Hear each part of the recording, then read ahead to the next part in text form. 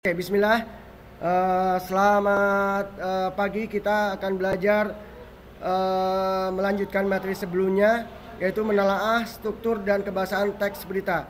Kalau sebelumnya kita belajar tentang teks, apa itu teks berita, tujuannya, ya, definisinya, ya, terus kalian mengamati, ya, bagaimana teks berita itu. Kita sekarang belajar menelaah struktur dan kebahasaan teks berita, ya. Bahasa Indonesia kelas 8 SMP Islam Riyadhus Shalihin bersama dengan Pak Endang Herdiana. Oke. Struktur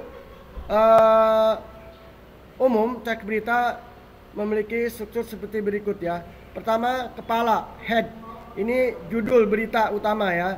Ini judul berita utama, head, ya, kepala. Kemudian teras atau lead, ya. Teras atau lead, ya. Ini merupakan perangkap pembukaan yang memuat intisari berita, ya, berisi poin dari adik Simba tadi, ya. Adik Simba kalian udah tahu, ya. Apa, ya. Apalagi? Ingat? Ya, pokoknya apa, mengapa, kayak gitu, ya.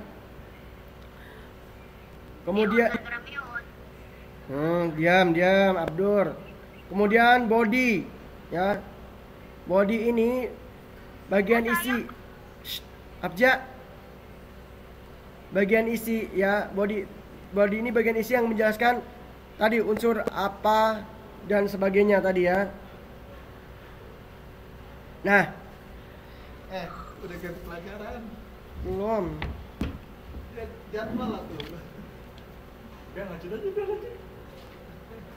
udah. Kok udah ganti pelajaran? Udah itu antum habisin juga. Karena bagus dah. Nah, ada tubuh atau body yang bagiannya menjelaskan unsur adik Simba tadi, ya. Kemudian kaki atau leg penutup kesimpulan. Tiap orang diambil. Kok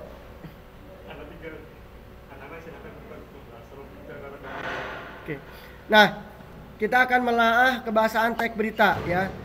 Kebahasaan teks berita. Tadi struktur udah, ya. Struktur teks bahasa itu terdiri dari kepala, teras, ya. Jadi judul, kepala itu judul, teras itu intisari yang akan diceritakan dalam teks berita. Dia mengandung unsur dari adik Simba, ya.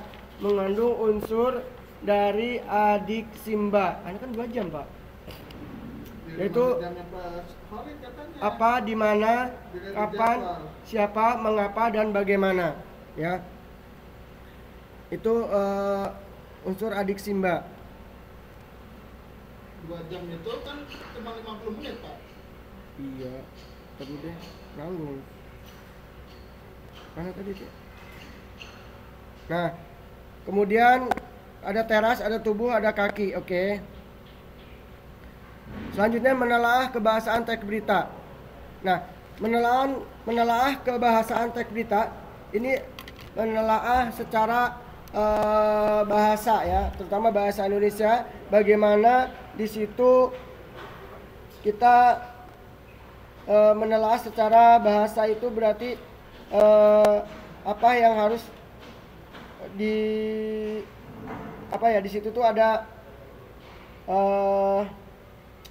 jadi kalau menelaah struktur kebahasaan teks berita itu ada tadi udah beritanya, ya. Aduh, maaf. Keburu-buru, ya.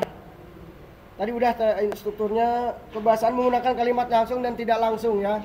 Nah, menggunakan kalimat langsung dan tidak langsung ini, kalau kalimat langsung itu kalimatnya apa adanya, ya, apa adanya. Nah, ya, kalimatnya apa adanya. Terus menggunakan kata, kalau tidak langsung berarti ditulis sesuai dengan konteks yang menulis, ya. Terus menggunakan kata kerja mental.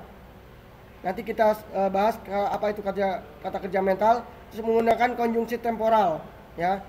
Menggunakan keterangan waktu, menggunakan bahasa baku. Nah, ini adalah kalimat langsung dan tidak langsung. Poin pertama tadi, ya. Kalimat langsungnya dalam tanda petik. Kalau kalimat yang langsung itu dalam tanda petik, dia menceritakan apa adanya, ya.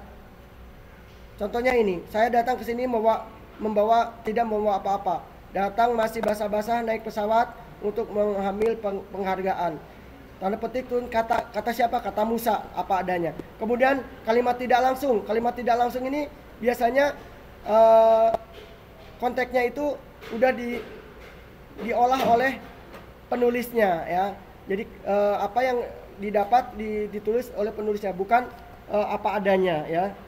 Kemudian poin kedua yaitu menggunakan kata kerja mental ya.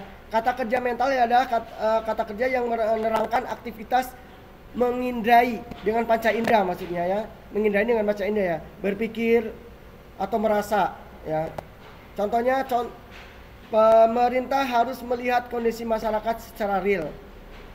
Pemerintah harus melihat ya, ini kan melihat dengan mata, dengan panca indera ya. Masyarakat Indonesia khawatir dengan kondisi perekonomian saat ini, maka ini khawatir ini berpikir atau merasa ya, di sini merasa. Dan contohnya jadi harus ini ya, kata kerja mental ini dirasakan dengan panca indera atau berpikir dan merasa. Kalau termasuk ke sini maka disebut kata kerja mental ya. Kata kerja tahu kan ya, ini makan, minum. Nah ini kata kerja mental ini kata kerja yang berhubungan dengan panca indera, berhubungan dengan berpikir atau berhubungan dengan merasa. Oke. Selanjutnya menggunakan konjungsi temporal. Kata konjungsi itu kan kata sambung ya. Ya kata sambung. Temporal itu waktu ya. Lalu kemudian sebelum, sudah, sejak kapan, sejak, waktu ya. Sudah itu, seraya, tatkala itu kata sambung. Kata sambung temporal, tempo, namanya juga tempo, maka berhubungan dengan waktu. Menggunakan keterangan waktu ya. Kemarin, biasanya, pernah, sering, sejak, sementara, dahulu ya. Dahulu, kemarin ya, sekarang gitu ya. Itu menggunakan keterangan waktu. Menggunakan bahasa baku. Menggunakan bahasa baku adalah bahasa yang sesuai dengan kaidah bahasa Indonesia ya. Bersumber dari Kamus Besar Bahasa Indonesia. Itu bisa dilihat di halaman 14. Kamu bisa membedakan mana kata baku dan tidak. Maka teks berita harus menggunakan kata baku ya. Ada yang kata-kata yang ada di kamus sesuai dengan kaidah bahasa ya. Teks berita ke sini udah ya. Nah, bahasa teks berita termasuk ragam jurnalistik. Berikut ini ciri dasar ragam bahasa jurnalistik ya. Ragam bahasa jurnalistik itu harus singkat, padat, sederhana, lugas, dan menarik. Bagaimana menyajikan teks berita?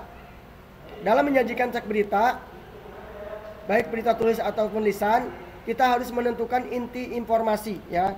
Inti informasi dulu.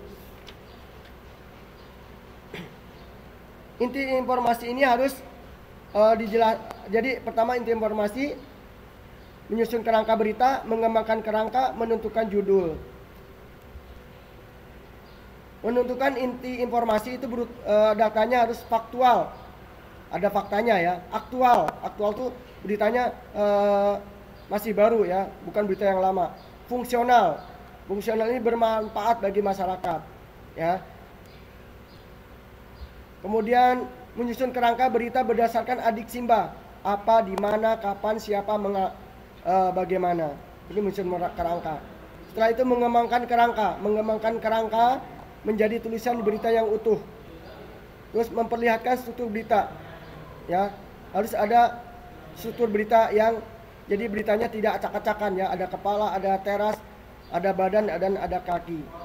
Menentukan judul berita ya, ini terakhir menentukan judul berita. Dalam menentukan judul berita itu harus akurat, jelas, dan ringkas, mencerminkan isi berita ya. Isi beritanya tercermin di situ, menarik pembaca. Jadi kalau judulnya nggak menarik, orang males baca ya. Seperti kemarin ya,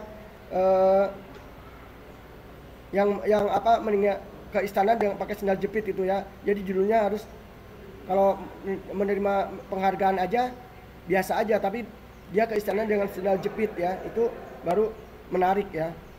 Bermakna tunggal, tidak ambigu dan tidak membingungkan.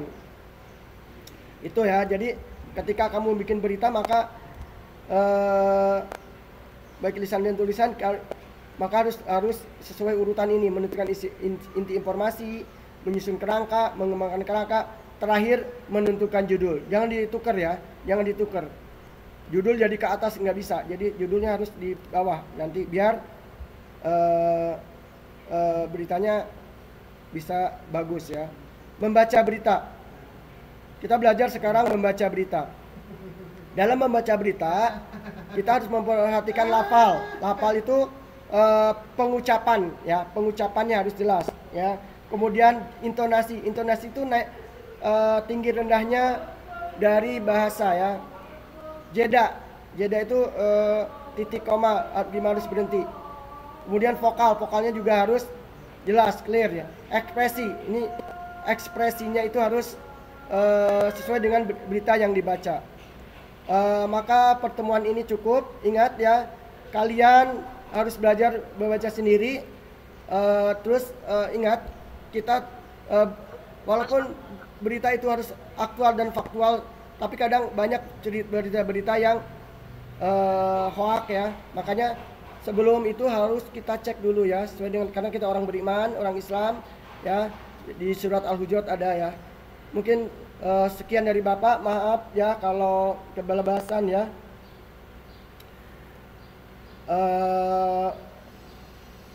Masih ada waktu nggak? Udah habis ya? Baru tadi. Oh iya. Terima kasih. Oh, iya, maaf ya. Demikian dari Bapak, nanti bisa dilihat di Google Classroom sekalian tugas ya. Jazakallah. Assalamualaikum warahmatullahi wabarakatuh.